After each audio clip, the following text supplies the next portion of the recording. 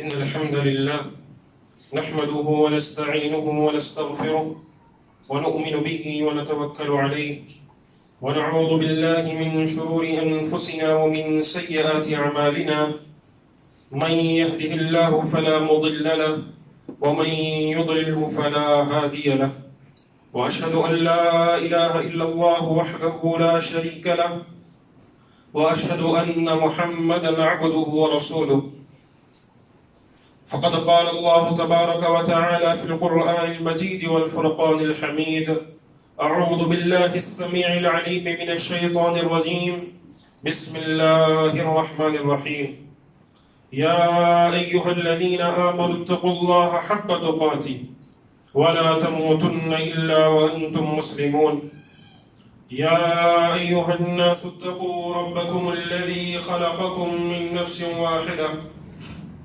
وخلق منها زوجها وبث منهما رجالا كثيرا ونساء واتقوا الله الذي تساءلون به والأرحام إن الله كان عليكم رقيبا يا أيها الذين آمنوا اتقوا الله وقولوا قولا سديدا يصلح لكم أعمالكم ويغفر لكم ذنوبكم ومن يطع الله ورسوله فقد فاز فوزا عظيما أما بعد فإن خير الحديث كتاب الله وخير الهدي هدي محمد صلى الله عليه وسلم وشر الأمور محدثاتها وكل محدثة بدعة وكل بدعة ضلالة وكل ضلالة في النار العياذ بالله.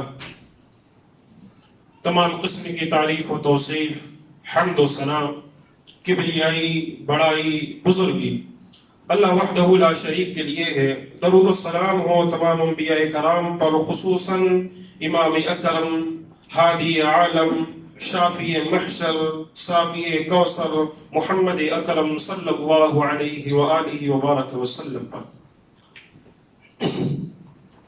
اللہ تبارک و تعالیٰ کا بے پناہ شکر و احسان ہے کہ اس نے ہم تمام کو اشرف المخلوقات بنانے کے ساتھ ساتھ اس نبی کا امتی بنایا جو نبیوں کے سردار ہیں، آدم کی اولاد کے سردار ہیں، جو نبیوں کے امام ہیں، اور اس نبی کا امتی بنایا کہ جس نبی کے امتی کے بارے میں قرآن نے خود کہا کہ یہ سب سے بہترین امتی. ہماری اور آپ کی زندگی میں یہ فرض بنتا ہے کہ ہم قرآن مجید کے اس حکم کے مصداق پر پورے اترے کہ سب سے بہترین امتی ہونے کے لحاظ سے، سب سے بہترین لوگ ہونے کے لحاظ سے ہمیں چاہیے کہ ہم نبی کریم صلی اللہ علیہ وسلم کے فرامین پر عمل کرتے ہوئے یہ دکھلائیں کہ امت محمدیہ اس روئے زمین پر سب سے بہترین امت ہے. نبی کریم صلی اللہ علیہ وسلم کی زندگی ہمارے اور آپ کے لیے ایک اسوہ ہے، ایک نمونہ ہے کہ اسی کو دیکھ کر ہم اور آپ چلتے ہیں، اپنی زندگی گزارتے ہیں. لیکن بسا اوقات کچھ لا علمی کے اندر، یا کچھ لوگ اپنی جہالت کے اندر، یا پھر کچھ لوگ اپنی ہٹ دھرمی کے اندر، یا پھر کچھ لوگ اپنے مسلک کو مضبوطی سے پکڑ کر نبی کریم صلی اللہ علیہ وسلم کی سنتوں کی خلاف ورزی کرتے ہیں. جو لوگ لا علمی کی وجہ سے کرتے ہیں ان کی تو بات سمجھ آتی ہے، انہیں سمجھایا جائے مان لیں، لیکن جو لوگ اپنے مسلکوں کو پکڑ کر اور پھر اس پر ہٹ دھرمی اختیار کریں اور کہیں کہ نہیں ہمارے مسلک میں ایسی چیز ہوتی ہے، اور نبی کریم صلی اللہ علیہ وسلم کی باتوں کو ٹھکرا دیں، تو یہ بہت بڑی جہالت اور گمراہی. یہ بات ذہن نشین کر لیں کہ جو مہینہ چل رہا ہے، اس مہینے کے اندر ہمیں اور آپ کو ایک خوشخبری بھی ملی تھی کہ اس روئے زمین پر ایسی شخصیت پیدا ہوئی تھی کہ جو اللہ تبارک و تعالیٰ نے جن کو نبیوں کا سردار بنایا تھا، اور وہ محمد الرسول اللہ صلی اللہ علیہ وسلم. روایات میں اختلاف ہے، کسی نے کہا 8 ربیع الاول، کسی نے کہا 9 ربیع الاول، اور کسی نے ربیع الاول کے مہینے کو مانا ہی نہیں، کسی نے رمضان المبارک کا مہینہ کہہ دیا. لیکن راجح بات یہی ہے کہ اللہ کے نبی کریم صلی اللہ علیہ وسلم 9 ربیع الاول کو یا پھر 8 ربیع الاول کو پیدا ہوئے، ان دونوں تاریخوں میں سے کوئی ایک تاریخ. لیکن جو لوگ کہتے ہیں کہ 12 ربیع الاول نبی کریم صلی اللہ علیہ وسلم کی پیدائش کا دن ہے، یہ بات یاد رکھیے گا، اس دن نبی پیدا نہیں ہوئے. ہاں یہ ضرور ہے کہ اس دن اللہ کے نبی کریم صلی اللہ علیہ وسلم اس دنیا کو چھوڑ کر چلے گئے. یہ ضرور ہے کہ یہ وہ دن ہے، آج 12 ربیع الاول کا دن، یہ وہ دن تھا کہ جس دن مسجد نبوی میں سورج طلوع تو ہوا تھا لیکن اس کے اندر سے ایسے لگ رہا تھا کسی نے روشنی کو چھین لیا. یہ وہ دن تھا کہ جس دن اصحاب رسول صلی اللہ علیہ وسلم کے چہروں پر رونے کے آثار نظر آ رہے تھے. یہ وہ دن تھا جس دن نبی کریم صلی اللہ علیہ وسلم کی بیٹی کی آنکھوں میں آنسو تھے. یہ وہ دن تھا کہ جس دن جبرائیل امین اس دنیا کے اندر نازل ہونا چھوڑ چکے تھے. یہ وہ دن تھا اور اس دن خوشی مناتے ہیں. اور کیا جانو کہ نبی کریم صلی اللہ علیہ وسلم حجۃ الوداع کے موقع پر جب آپ نے اپنا الوداعی حج کیا، اس موقع پر اللہ کے رسول صلی اللہ علیہ وسلم نے اصحاب رسول کو نصیحت کی. کہا دیکھو تم اپنی بیویوں کے تعلق سے صحیح رہنا، اور ساتھ میں بہت ساری نصیحت کی. اور اس کے بعد نبی کریم صلی اللہ علیہ وسلم نے بات ارشاد فرمائی، کہا کہ مجھے اب یوں محسوس ہوتا ہے جیسے کہ میرا تمہارے ساتھ یہ آخری حج ہے. اب اس کے بعد شاید تم تو حج کرنے آ جاؤ لیکن تم مجھے اس مکہ میں نہیں پاؤ گے. نبی کریم صلی اللہ علیہ وسلم کے جب یہ الفاظ آپ کی زبان سے ادا ہوئے، اصحاب رسول صلی اللہ علیہ وسلم زار و قطار ہونے لگے. اس کے بعد اللہ تبارک و تعالی نے کہا الیوم اکملت لکم دینکم واتممت علیکم نعمتی. اللہ کے نبی کریم صلی اللہ علیہ وسلم آج کے دن ہم نے اس دین کو مکمل کر دیا، اپنی نعمتیں پوری کر دی. جب یہ آیت نازل ہوئی، عمر بن خطاب رضی اللہ عنہ جیسی شخصیت زار و قطار ہونے لگے. لوگوں نے پوچھا کہا روتے کیوں ہو، وجہ کیا ہے؟ کہا اس لیے روتا ہوں کہ جب دین مکمل ہو گیا تو اب نبی کی ضرورت ہی نہیں رہی. جب دین مکمل اللہ نے کر دیا تو اس کا مطلب یہ ہوا کہ اب اللہ کے نبی کریم صلی اللہ علیہ وسلم ہمارے ساتھ نہیں رہیں گے. اور پھر ماہ سفر کے اواخر کے اندر وہ دن تھا کہ جب اللہ کے رسول صلی اللہ علیہ وسلم ایک جنازے میں شریک ہوئے. جو ہی جنازے میں شریک ہوئے، شدت آپ کے بخار کی پکڑ چکی تھی. اتنا زیادہ بخار تھا کہ ابو سعید خدری رضی اللہ عنہ کہتے ہیں کہ نبی کریم صلی اللہ علیہ وسلم اپنے جو ہے سر پر ایک پٹی باندھے ہوئے تھے، اور جب میں آپ صلی اللہ علیہ وسلم کی اسی پٹی کے اوپر ہاتھ رکھا، آپ کے سر کی اس پٹی کے اوپر ہاتھ رکھا تو اس پٹی کے اوپر سے بخار کی شدت محسوس ہو رہی تھی. نبی کریم صلی اللہ علیہ وسلم نے بات ارشاد بھی فرمائی تھی کہ تم میں سے کسی کو 2 لوگوں کو جتنا بخار آتا ہے اتنا مجھے اکیلے کو آتا ہے. تو اندازہ لگائیے گا کہ ہمیں 102 103 104 کا جب بخار لگ جائے نا تو پھر چلنے کی ہمت نہیں رہتی، چلنے کی اٹھنے کی ہمت نہیں رہتی، کچھ نظر نہیں آتا. اور اندازہ لگائیے گا نبی کریم صلی اللہ علیہ وسلم کو ہم میں سے 2 لوگوں کے جتنا بخار، تو پھر اس کی شدت ہم محسوس نہیں کر پائیں گے. آخری ہفتہ اللہ کے رسول صلی اللہ علیہ وسلم کے اس دنیا کو چھوڑ کر جانے کا بڑا دردناک، بڑا المناک اور بڑی تکلیف دہ چیز کہ جس کے اندر اصحاب رسول صلی اللہ علیہ وسلم بڑی تکلیف میں تھے. نبی کریم صلی اللہ علیہ وسلم آخری ہفتہ تھا. اللہ کے رسول صلی اللہ علیہ وسلم اپنی بیویوں سے پوچھتے، کہتے آج میری باری کہاں ہے، کس کے پاس مجھے جانا ہے، کون سی میری باری ہے. نبی کریم صلی اللہ علیہ وسلم کی جب یہ باتیں سنی تو وہ سمجھ چکی تھی کہ اللہ کے رسول یہ بتانا چاہ رہے ہیں کہ مجھے کسی ایک کے پاس رہنے دو، کسی ایک کے پاس مجھے رہنے دو. اس کے بعد انہوں نے کہا اللہ کے حبیب صلی اللہ علیہ وسلم آپ جس بیوی کے پاس بھی رہنا چاہتے ہیں رہ لیجئے، ہم سارے خوش ہیں، ہم سارے راضی ہیں، آپ جہاں رہنا چاہتے ہیں رہ لیجئے. تو اللہ کے رسول صلی اللہ علیہ وسلم نے عائشہ رضی اللہ عنہا کا گھر چنا. آپ صلی اللہ علیہ وسلم عائشہ رضی اللہ عنہا کے ساتھ رہنے لگے. اور پھر جب اللہ کے رسول صلی اللہ علیہ وسلم کو آخری 5 دن کے اندر یعنی 5ویں دن اللہ کے رسول صلی اللہ علیہ وسلم کو تھوڑا فاقہ ہوا، ذرا اللہ کے رسول صلی اللہ علیہ وسلم کو تھوڑی ہمت ملی تو آپ نے کہا کہ مجھے 7 کنویں کے الگ الگ پانی میرے سر پر لا کر ڈالو، مجھے نہلاؤ. ڈالا گیا. آپ میں تھوڑی ہمت آئی، اٹھے، मदीना मुनव्वरा के अंदर मस्जिद नबवी में दाखिल हुए, मिंबर पर तशरीफ फरमा थे। आप सल्लल्लाहु अलैहि वसल्लम ने लोगों को बहुत सारी नसीहतें की, उनमें एक नसीहत ये भी थी कि लानल्लाहुल यहूद वन नसारा इत्तखदू कुबूर अंबियाइहिम मसाजिदा, अल्लाह की लानत हो यहूदियों और नसरानियों पर कि उन्होंने नबियों की कब्रों को सजदागाह बना लिया। और आखिर में अल्लाह के नबी ने यह भी कहा कि ला तत्तखिदू कब्री ईदन, तुम भी मेरी कब्र को ईदगाह मत बना लेना, तुम भी मेरी कब्र को ये ईदगाह यानी वहां दुआएं मांगने वाली चीज मत बना लेना। और आप सल्लल्लाहु अलैहि वसल्लम वहीं बैठे हुए इरशाद फरमाए, आपने अपने दोनों हाथ खोल दिए, कहा अगर किसी को मैंने जुल्म किया है, किसी का कोई बदला मुझसे लेना चाहता है, अभी तक जिसने बदला नहीं लिया है, मेरे दोनों हाथ खुले हुए हैं, आए वो अपनी आरज़ू पूरी कर ले, अपना बदला मुझसे ले ले, जो उसे तकलीफ हुई है, जो उसे मुसीबत पहुंची है वो आकर ले ले। अगर किसी की मैंने इज्जत को ज़र पहुंचाई थी, किसी की इज्जत को गिराया था, तो आए मोहम्मद की इज्जत यहीं पर मौजूद है, उसकी भी वो गिरा ले और अपना बदला पूरा कर ले।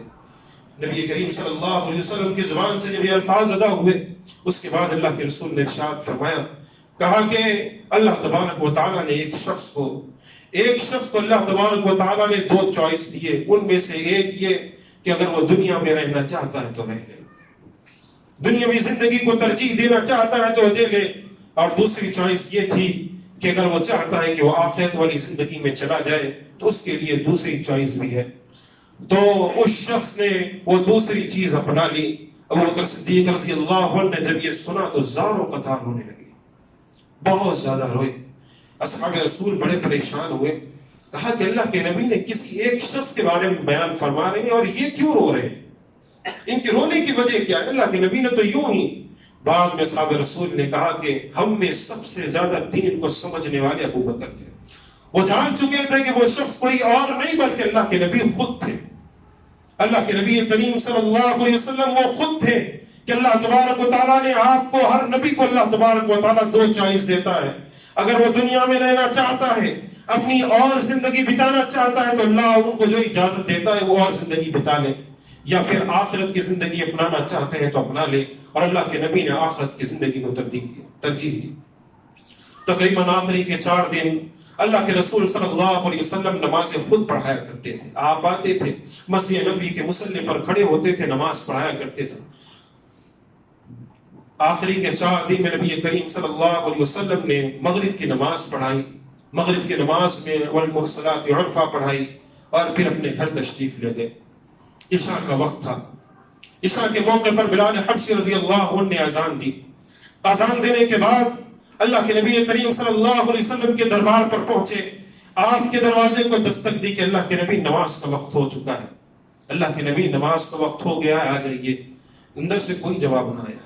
कैसे जवाब आता कि हबीब किबरिया, नबियों के इमाम, रब के खलील, नबियों की इमामत कराने वाले, नबियों के सरदार, आदम की औलाद के सरदार बिल्कुल बेहोश पड़े हुए थे, होश नहीं था उनको। नबी करीम सल्लल्लाहु अलैहि वसल्लम जो ही होश में आए, आपने अपनी प्यारी बीवी से पूछा, कहा आयशा क्या लोगों ने नमाज पढ़ ली है, क्या लोगों ने नमाज पढ़ी है? कहा अल्लाह के रसूल सल्लल्लाहु अलैहि वसल्लम आपके मुंतज़िर हैं, आप तशरीफ ले चलिए, लोग अभी तक कई मर्तबा आवाज दे चुके, मस्जिद नबी में आपका इंतजार कर रहे हैं। कहा मुझे खड़ा करो, मुझे वजू करवाओ, मुझे जो है पानी ला कर दो। नबी करीम सल्लल्लाहु अलैहि वसल्लम वजू के तक पहुंचे, फिर आप बेहोश हो गए। फिर होश में आए, फिर कहा क्या लोगों ने नमाज पढ़ ली? कहा नहीं, मस्जिद नबवी के अंदर अब तो असहाब रसूल से आना गया। क्या आज से पहले कभी ना देखा गया कि अल्लाह के रसूल सल्लल्लाहु अलैहि वसल्लम अपने इस दरवाजे को खोल कर ना आए हो? क्या वजह है? क्यों नबी करीम सल्लल्लाहु अलैहि वसल्लम मस्जिद नबवी में दाखिल नहीं हो रहे? डर और खौफ के मारे अंदर से एक तकलीफ, अंदर से एक शिद्दत उनको महसूस हो रही थी। क्या करें? आंखों में आंसू, पूरी मस्जिद नबवी में रोने की आवाज गूंज रही है। नबी करीम सल्लल्लाहु अलैहि वसल्लम ने फिर उठे, आपने कहा आयशा क्या लोगों ने नमाज पढ़ी है? नबी करीम सल्लल्लाहु अलैहि वसल्लम से कहा कि अल्लाह के हबीब सल्लल्लाहु अलैहि वसल्लम आप ही के मुंतज़िर हैं। आपने कहा मुझे खड़ा करो, वजू करवाओ। वजू कराने की कोशिश की, फिर बेहोश हो गए। जब होश में आए तो क्या क्या लोगों ने नमाज पढ़ ली? कहा अल्लाह के नबी नहीं। तो नबी करीम सल्लल्लाहु अलैहि वसल्लम ने कहा मुरू अबा बकर फलयुसल्लि बिन्नास, कि जाओ میرے صدیق سے کہہ دینا، میرے ابو بکر سے کہہ دینا، اپنے تم بابا سے کہہ دینا کہ وہ نبی کے مصلی پر کھڑے ہو کر لوگوں کی امامت کروائے، نبی کے مصلی پر جا کر کھڑا ہو جائے۔ عائشہ رضی اللہ عنہا نے کہا اللہ کے نبی میرے بابا بڑے نرم دل ہیں، ان میں ہمت نہیں ہے، ان میں ہمت نہیں ہے کہ جس مصلی پر نبیوں کا امام کھڑا ہوتا ہے اس مصلی پر میرا بابا کھڑا ہو جائے، ان میں وہ طاقت نہیں ہے، وہ قوت نہیں ہے کہ جس مصلی پر آپ کو کھڑا ہوتا ہوا دیکھے ہیں اس مصلی پر وہ خود جا کر کھڑے ہو جائیں۔ بڑے نرم دل انسان ہے۔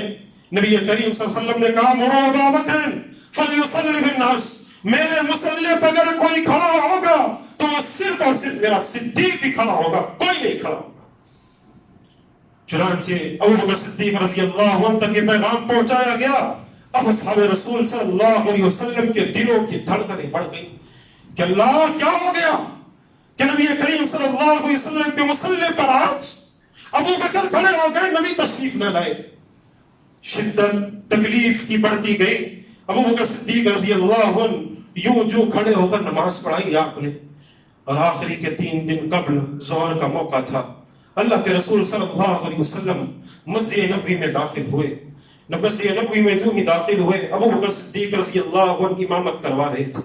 آپ صلی اللہ علیہ وسلم آئے اور آپ صلی اللہ علیہ وسلم نے ابو بکر صدیق رضی اللہ عنہ کے بغل میں بیٹھ گئے۔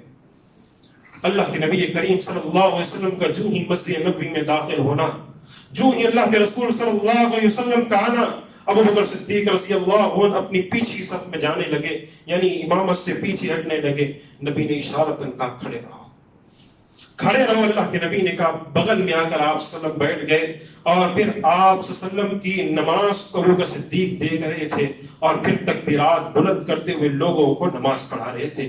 یعنی اللہ کے نبی ابو بکر صدیق کو نماز پڑھا رہے تھے اور ابو بکر صدیق لوگوں کی امامت کروا رہے تھے۔ اس انداز سے نماز پڑھی گئی، اس انداز سے اللہ کے رسول صلی اللہ علیہ وسلم نے لوگوں کو نماز پڑھوائی، لوگوں کو اللہ کے رسول صلی اللہ علیہ وسلم نے نماز پڑھانے کا حکم دیا۔ اس کے بعد پھر اس مسجد نبوی میں ابو بکر صدیق رضی اللہ عنہ نماز پڑھاتے۔ یہ وہ آخری لمحات تھے، یہ آخری دن تھے، یہ زندگی کے آخری ایام تھے کہ آخری کے 2 دن قبل یا 1 دن قبل اللہ کے رسول صلی اللہ علیہ وسلم کو تکلیف محسوس ہونے لگی۔ آپ سمجھ گئے کہ تقریباً میں 1 یا 2 دن کا مہمان ہوں۔ آپ نے اصحاب رسول کو بلایا، ان کو وصیت کی۔ بعد میں آپ نے اپنی پیاری بیٹی کو بلایا۔ جب اللہ کے رسول صلی اللہ علیہ وسلم کی پیاری بیٹی نے دیکھا کہ بابا کی یہ تکلیف ہے تو کہا واہ کر بابا، ہائے بابا جان آپ کی تکلیف، ہائے بابا جان آپ کو جو تکلیف پہنچ رہی ہے۔ نبی نے قریب بلایا، کہا بیٹی غم نہ کرنا، غم نہ کرنا، بابا جان کی یہ تکلیف آخری تکلیف ہے، آج کے بعد تکلیف نہیں ہوگی، آج کے بعد تکلیف نہیں ہوگی۔ قریب بلایا، کان میں کہا بیٹی اس دنیا سے میں اب جا رہا ہوں۔ رونے لگ گئی۔ کہا بیٹی غم نہ کرنا کہ میرے مرنے کے بعد، میری وفات کے بعد اگر کوئی سب سے پہلے مجھ سے ملاقات کرے گا میرے خاندان میں تم ہوگی، تم مجھ سے ملنے آؤ گی سب سے پہلے۔ اس پر وہ خوش ہو گئی۔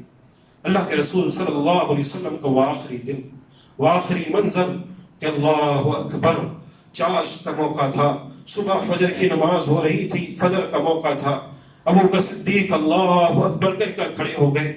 ادھر نبی کریم صلی اللہ علیہ وسلم نے اپنے حجرے سے پردہ ہٹایا، اور پھر اللہ کے رسول صلی اللہ علیہ وسلم نے لوگوں کو دیکھا نماز پڑھ رہے ہیں، اور نبی کریم صلی اللہ علیہ وسلم کا جو ہی دیدار ہوا، اللہ کے رسول صلی اللہ علیہ وسلم کے جسم کی خوشبو جب اصحاب رسول صلی اللہ علیہ وسلم کو پہنچی تو قریب تھا کہ اپنی نمازیں دوڑ کر نبی کے قدموں میں پہنچ جاتے کہ اللہ کے حبیب آپ کیسے۔ قریب تھا، نبی نے اشارتاً کہا نماز پڑھو، نماز پڑھو۔ آپ نے پردہ ہٹایا، سارے اصحاب رسول کو دیکھا۔ کیا منظر، کیا خوب منظر تھا کہ اللہ اکبر، کبھی اللہ کے حبیب تنہا چلے تھے، تنہا کھڑے ہو کر توحید کی دعوت دے رہے تھے۔ آج اس دنیا سے جا رہے ہیں تو ہزاروں اور لاکھوں کی تعداد میں مسجد نبوی کے اندر لوگ نماز ادا کر رہے ہیں، اور نبی کریم صلی اللہ علیہ وسلم ان کو دیکھا، اور اللہ اکبر، یہ اللہ کا کہنا ہی تھا، یہ اللہ نے کہا ہوگا کہ اللہ کے حبیب صلی اللہ علیہ وسلم دیکھ لو جو آپ نے 23 سال تک محنت کی تھی، ان سارے لوگوں کو اکٹھا کیا تھا، آج دیکھ لو کیسے یہ لوگ سینہ تان کر آپس میں ایک دوسرے سے مل کر کھڑے ہوئے ہیں. اللہ کے رسول صلی اللہ علیہ وسلم نے دیکھا, ابو بکر صدیق رضی اللہ عنہ پیچھے ہٹنے لگے. اللہ کے نبی نے اشارتاً کہا کہ اپنی نماز پڑھاتے رہو. اس کے بعد اللہ کے نبی کریم صلی اللہ علیہ وسلم نے پردے کو چھوڑ دیا. وہ پردہ آخری مرتبہ گرنا تھا, پھر تا قیامت کبھی وہ پردہ نہ اٹھ سکا. وہ پردہ آخری مرتبہ گرنا تھا, اس کے بعد پھر وہ پردہ کبھی نہ اٹھا. چاشت کا موقع. عائشہ رضی اللہ عنہ ارشاد فرماتی ہیں اللہ کے حبیب صلی اللہ علیہ وسلم کو میں اپنے سینے سے لگائے ہوئی تھی. یہ تاریخ تھی آج کے دن کی 11 ربیع الاول. آج کے دن کی 11 ربیع الاول کی یہ تاریخ تھی. اسی دن اللہ کے رسول صلی اللہ علیہ وسلم اس دنیا کو چھوڑ کر گئے. ادھر سے ایک سورج طلوع ہو رہا تھا, اپنی شعاعیں بکھیر رہا تھا, اپنی جو ہے لوگوں کے ذہنوں اور لوگوں کے جو ہے گھروں پر اپنی شعاعوں کو اور اپنی گرمی کو لوگوں پر ڈال رہا تھا. اور ادھر سے نبیوں کا امام اس دنیا کو چھوڑ کر رخصت ہو رہا تھا. اللہ کے رسول صلی اللہ علیہ وسلم, عائشہ رضی اللہ عنہ ارشاد فرماتی ہیں کہ آخری دن نبی کریم صلی اللہ علیہ وسلم میری گود میں, نبی کریم صلی اللہ علیہ وسلم کو میں اپنی گود میں لیے ہوئے اپنے سینے سے چمٹائے ہوئے تھی کہ اللہ کے رسول صلی اللہ علیہ وسلم کو اپنے سینے سے لگائے. اللہ کے رسول صلی اللہ علیہ وسلم بار بار کہتے تھے الصلاۃ الصلاۃ وما ملکت ایمانکم. لوگوں نماز نماز, اپنے غلاموں کا خیال رکھنا, نماز اپنے غلاموں کا خیال رکھنا. اللہ کے حبیب صلی اللہ علیہ وسلم کی زبان سے بار بار یہ الفاظ ادا ہو رہے تھے. اور ساتھ میں جب اللہ کے رسول صلی اللہ علیہ وسلم عائشہ رضی اللہ عنہ کے گود میں لیٹے ہوئے تھے, عائشہ رضی اللہ عنہ ارشاد فرماتی ہیں کہ نبی کریم صلی اللہ علیہ وسلم ابھی میری گود میں تھے کہ میرے بھائی آ گئے اور آ کر جو ہے نبی عبد الرحمن بن ابی بکر نبی کریم صلی اللہ علیہ وسلم کے پاس پہنچے تو اللہ کے نبی ابو بکر عبد الرحمن بن ابو بکر مسواک کر رہے تو اسی کو دیکھنے لگ گئے. تو عائشہ رضی اللہ عنہ نے پوچھا کہ اللہ کے نبی مسواک آپ کو کرنا ہے, آپ مسواک کریں گے؟ تو آپ نے اشارتاً کہا ہاں. تو نبی کریم صلی اللہ علیہ وسلم کو مسواک عائشہ رضی اللہ عنہ نے دی. نبی کریم صلی اللہ علیہ وسلم نے اپنے منہ میں ڈالا تو نبی کریم صلی اللہ علیہ وسلم نے اس مسواک کو چاب نہ سکے تو نبی کریم صلی اللہ علیہ وسلم کے اس مسواک کو لیا اور اپنے منہ میں ڈال کر اس کو چبایا اور چبا کر نبی کریم صلی اللہ علیہ وسلم کے منہ میں ڈالا. اسی لیے عائشہ رضی اللہ عنہ ارشاد فرماتی ہیں جب اس دنیا سے اللہ کے نبی رخصت ہوئے کہ اللہ کے نبی میری گود میں میری باری کے موقع پر اور اللہ کے نبی کریم صلی اللہ علیہ وسلم کا لعاب اور میرا لعاب دونوں کا مل چکا تھا. نبی کریم صلی اللہ علیہ وسلم نے وہ مسواک کیا. مسواک کرنے کے بعد آپ نے مسواک رکھ دیا. عائشہ رضی اللہ عنہ نے وہ مسواک لیا اور پھر اپنی نگاہوں کو آسمان کی جانب بلند کی. اور اس سے قبل اللہ کے رسول صلی اللہ علیہ وسلم نے اپنے دونوں نواسوں کو بلوایا, حسن و حسین کو بلا کر ان کے ماتھوں کو چوما اور ان کے بارے میں وصیت کی کہ ان کا خیال رکھنا تم, ان کا خیال رکھنا تم. اور اس کے بعد اللہ کے نبی کریم صلی اللہ علیہ وسلم نے اپنی آنکھوں کو آسمان کی جانب بلند کی اور ساتھ میں اللہ کے نبی کریم صلی اللہ علیہ وسلم بغل میں پانی رکھا ہوا تھا, پانی لیتے سر پر لگاتے, پھر پانی لیتے چہرے پر لگاتے اور کہتے کہ موت کی سختیاں, موت کی سختیاں, موت کی سختیاں, اللہ کے سوا کوئی معبود نہیں, موت کی سختیاں. نبی کریم صلی اللہ علیہ وسلم کی زبان سے الفاظ ادا ہوتے رہے. پھر کہا اللہ تو مجھے صدیقین میں, شہداء میں, نبیوں میں شامل فرما, اے اللہ تو میرے گناہوں کو معاف فرما. اور اللہ کے نبی کریم صلی اللہ علیہ وسلم بار بار ارشاد فرماتے ہیں کہ اللہ تو مجھے رفیق اعلیٰ کی جانب بلا لے, تو مجھے رفیق اعلیٰ کی جانب بلا لے. نبی کریم صلی اللہ علیہ وسلم کی نگاہ آسمان کی جانب, ہاتھ آسمان کی جانب بلند ہوئے, پھر آپ کے جو ہے آنکھیں بند ہوئی, ہاتھ نیچے. اور یہ وہ دن تھا جس دن نبیوں کا امام رخصت ہو گیا. یہ وہ دن تھا, یہ وہ دن تھا جس دن نبیوں کا امام رخصت ہوا تھا. یہ وہ دن تھا کہ جس دن نبی کریم صلی اللہ علیہ وسلم کی بیٹی روتے ہوئی کہی تھی, رو رہی تھی, آنکھوں میں آنسو تھا. نبی کریم صلی اللہ علیہ وسلم کی بیٹی بار بار کہتی یا بتا جا رب بندہ, ہائے بابا جان رب نے آپ کو بلایا تو آپ نے اس پر لبیک کہہ دیا. یا بتا من جنت الفردوس مأوا, ہائے بابا جان آپ کا ٹھکانہ تو جنت الفردوس ہے. یا بتا الى جبریل رضا, ہائے بابا جان ہم جبریل امیر کو آپ کی وفات کی خبر دے رہے. ہم جبرائیل امین کو آپ کی وفات کے بارے میں بتلا رہے ہیں. ہائے بابا جان، آج کی بات اس سورہ زمین پر آپ تو گئے، پھر جبرائیل امین بھی نہیں اترے. تو ظالموں، اس دن خوشی مناتے ہو. اس دن نبی کریم صلی اللہ علیہ وسلم کے وفات کے دن تم خوشیاں مناتے ہو کہ جس دن انس بن مالک ارشاد فرماتے ہیں کہ نبی کریم صلی اللہ علیہ وسلم اس دنیا کو چھوڑ کر گئے تو اس سے زیادہ بدترین دن اس روئے زمین پر ہمارے لیے کوئی نہیں تھا کہ مسیح نبی پر سورج کو طلوع ہوا، لیکن پوری مسیح نبی جو ہے تاریک ہو چکی تھی. جس دن اللہ کے نبی مدینہ منورہ تشریف لائے تھے، اس دن سے بہتر دن اس روئے زمین پر کوئی نہیں تھا. اور جس دن اللہ کے حبیب اس دنیا کو چھوڑ کر گئے، اس دن سے تاریخ دن اس روئے زمین پر ہم نے نہیں دیکھا. اور آج خوشی مناتے ہو، آج کہتے ہو کہ ہم اس دن میلاد منا رہے ہیں اور نبی پیدا ہوئے. اور لوگوں چلو نبی پیدا ہوئے مان بھی لیتے ہیں، نبی اسی دن پیدا ہوئے تھے، لیکن وفات بھی تو اسی دن پائے تھے. ذرا ہمیں بتلانا، وہ جو لوگ میلاد مناتے ہیں، عید میلاد النبی کے نام پر خوشیاں منا رہے ہیں، اس سے پوچھنا چاہتا ہوں، تمہارے باپ کی لاش، تمہارے ماں کی لاش، تمہارے بیٹے کی لاش، تمہارے بھائی کی لاش، تمہاری بیوی کی لاش، تمہارے شوہر کی لاش اس دن تمہارے گھر میں پڑی ہوئی ہو، اور اسی دن تمہارا یہ بھائی پیدا ہوا ہو، تمہارا یہ بھائی زندہ ہوا ہو، اسی دن تمہارا یہ بہن، تمہاری یہ بہن پیدا ہوئی تھی، اسی دن تمہارا یہ باپ پیدا ہوا تھا، اسی دن تمہاری یہ ماں پیدا ہوئی تھی. بلاؤ کیک لا کر اس کے جنازے کے اوپر کیک رکھ کر کاٹو. ہم بھی دیکھتے ہیں تم میں کتنی ہمت ہے. نبی کی وفات پر خوشیاں مناتے ہیں، نبی کی وفات پر کہتے ہیں کہ نبی کریم صلی اللہ علیہ وسلم کی وفات یہ مبارک ہو. اس دن خوشیاں ہم منائیں گے جس دن تمہارے اپنے مرے، جس دن تمہارے اپنے گزر گئے اور اسی دن وہ پیدا ہوئے تھے، اس دن خوشی منا کر دکھا. تو ہم بھی دیکھیں تمہارے اندر کتنا جگرا ہے. اور پھر یہ بدبخت یہ لوگ کہتے ہیں سبھی تو خوشیاں منا رہے ہیں سوائے ابلیس کے. ہاں، سبھی تو خوشیاں منا رہے ہیں سوائے ابلیس کے. وہ لوگوں اپنے ذہنوں کو جو ہے تعصبیت سے خالی کر کے بات سننا.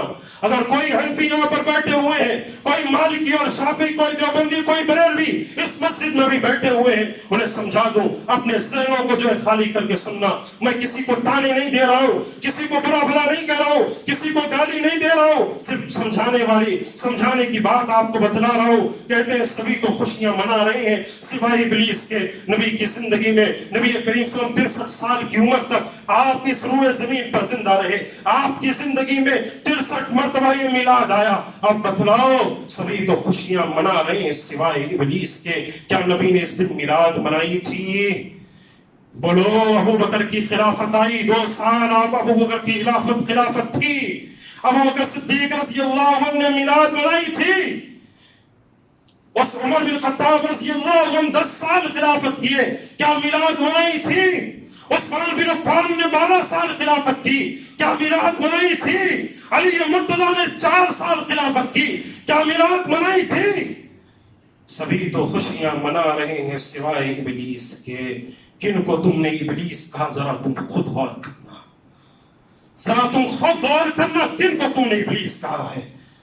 تم ہمیں گالی دیتے ہو، ہمیں کوئی فرق نہیں پڑتا، ہمیں گالی دے دو. تم نے تو کس کو گالی دی ہے؟ اور جاؤ چھوڑ دو اس کو. میں اسی جگہ ٹھہر کر کہہ رہا ہوں، چیلنج ہے میرا، اسی ممبر سے اتر کر نماز کے بعد اسی جگہ بیٹھا رہوں گا. کوئی ایک بندہ آ جائے اور یہ ثابت کر کے دکھلا دے کہ امام ابو حنیفہ نے اس دن خوشی منائی تھی. کعبہ کی قسم کھا رہا ہوں، اس کا ہاتھ پکڑ کر اس کے ساتھ میلاد منانے کے لیے پہنچ جاؤں گا. سبھی تو خوشیاں منا رہے ہیں سوائے ابلیس کے. اپنے امام کو بھی تم نے نہیں بخشا، اپنے امام کو بھی تم نے نہیں بخشا. تم کہتے ہو کہ اس دن نبی میلاد منائے تھے، جاؤ ثابت تو کرو.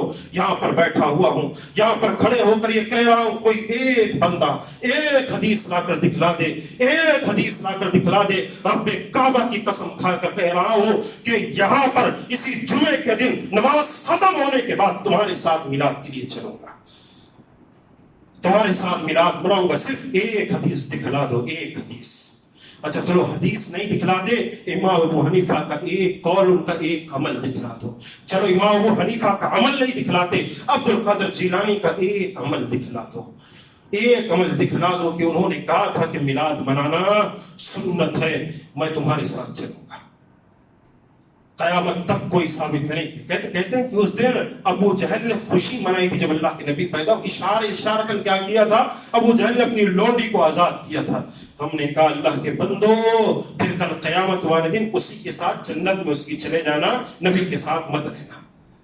تمہیں ابو جہل مبارک ہو، تمہیں ابو جہل کی خوشی مبارک ہو۔ اور پھر کہتے ہیں کہ نبی پیر کے دن کا روزہ رکھتے تھے۔ ہاں نبی بولتے ہیں نا، نبی پیر کے دن کا روزہ رکھتے تھے۔ اب میرا سوال ان سے یہ ہے کہ اللہ کے نبی صرف 12 ربیع الاول یا ربیع الاول کے مہینے کے اندر جو پیر کے دن آتے ہیں اس دن روزہ رکھتے تھے یا ہر مہینے رکھتے تھے؟ کہاں گئے تمہارے روزے؟ کدھر ہے تمہارے روزے؟ صرف پیر کے دن کا روزہ تو رکھو نا، کون روک رہا ہے؟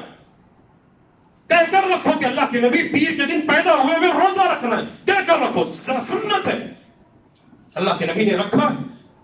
لیکن صرف ربیع الاول کے مہینے میں جس دن اللہ کے نبی وفات پائے اس دن خوشی مناؤ، یہ بہت غلط چیز ہے، اس سے بچیے۔ معاشرے کو آج یہی تباہی و بربادی، اور اللہ کی قسم کیا سننے کو ملتا ہے، میوزک لگی ہوئی ہے، گانے لگے ہوئے ہیں، اور یہ کوئی پاکستان کا جو ہے گانے والا شخص ہے اس کے گانے لگائے جا رہے ہیں۔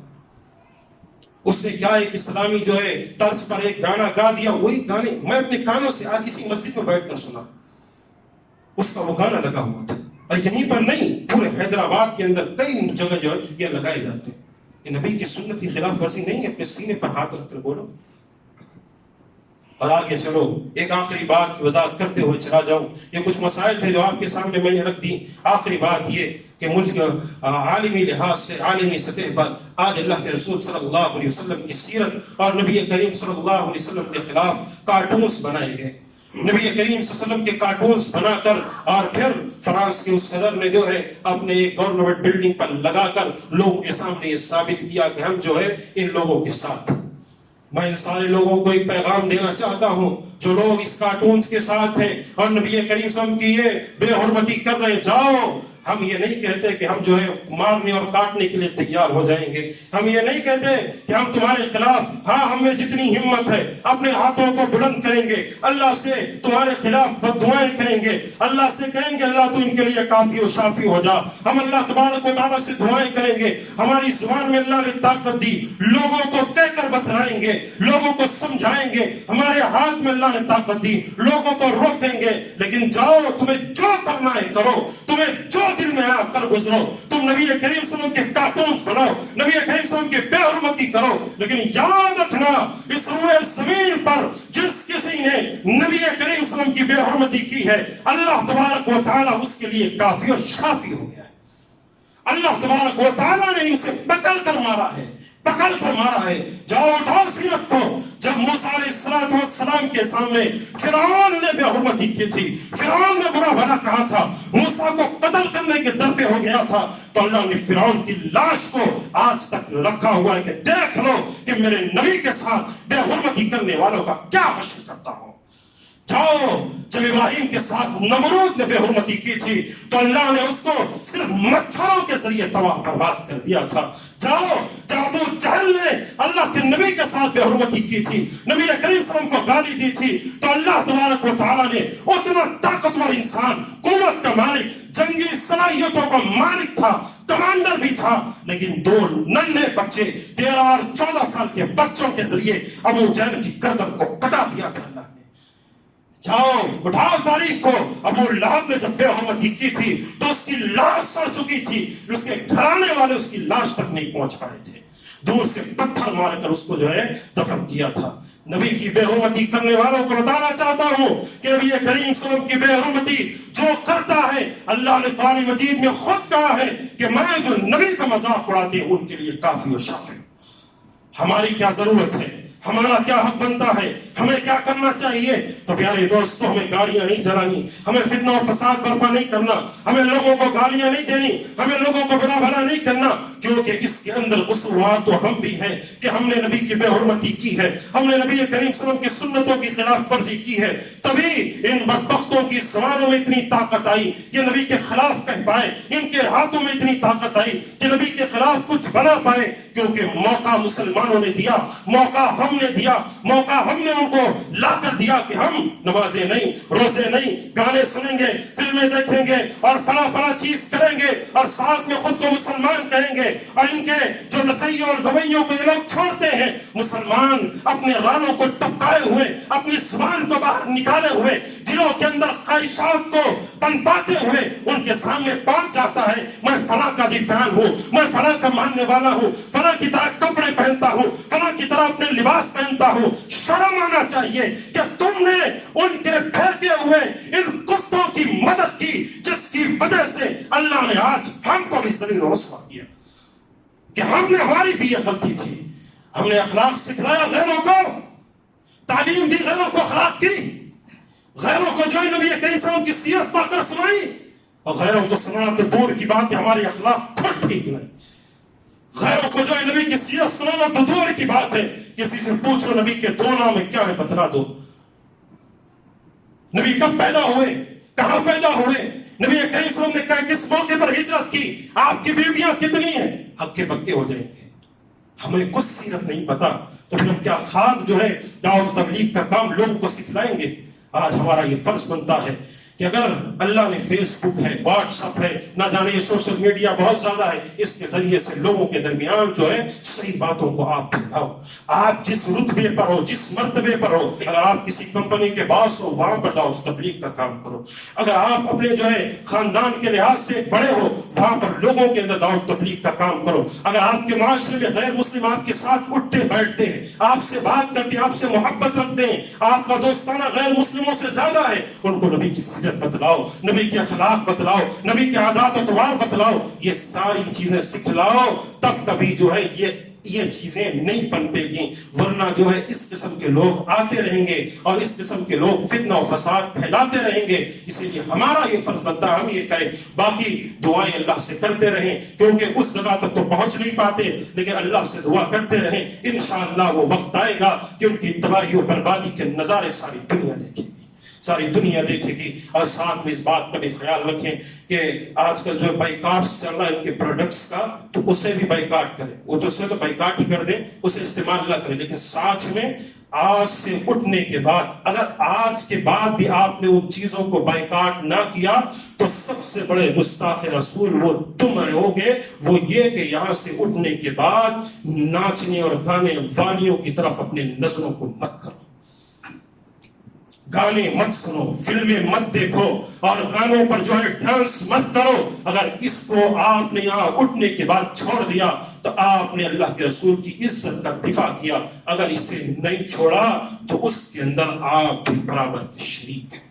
باتیں بری لگی معاف کیجئے گا، لیکن یہ حق ہے جو میں نے آپ کو بتلایا۔ بائیکاٹ آپ کو پروڈکٹس کرنا ہے، ساتھ میں ان چیزوں کو بھی کلی طور پر ان چیزوں کو مرتے دم تک کے لیے بائیکاٹ کرنا، مرتے دم تک کے لیے استعمال ہی ان چیزوں پر جانا ہی نہیں، تب ہم کامیاب ہیں۔ یہ بعض باتیں تھیں جو میں نے آپ کے سامنے رکھ دیں۔ اللہ سے دعا ہے اللہ تبارک و تعالی ہم تمام کو قرآن و سنت پر عمل کی توفیق عطا فرمائے۔ اللہ تو ہمیں جب تک زندہ رکھ، ایمان و اسلام پر زندہ رکھ، اور جب تو موت دے تو ہماری زبان سے کلمہ توحید لا الہ الا اللہ جاری فرما۔ اللہ ہم گنہگار و خطا کار ہیں، ہمارے گناہوں کو معاف فرما۔ اللہ جہاں کہیں بھی مسلمان پریشان حال ہیں ان کی پریشانیوں کو دور کر دے۔ الہ العالمین تیرے نبی کی گستاخی بدبختوں نے کی ہے، تیرے نبی کے خلاف انہوں نے اپنی آوازوں کو بلند کی ہے، اللہ تو ان کے لیے کافی و شافی ہو جا۔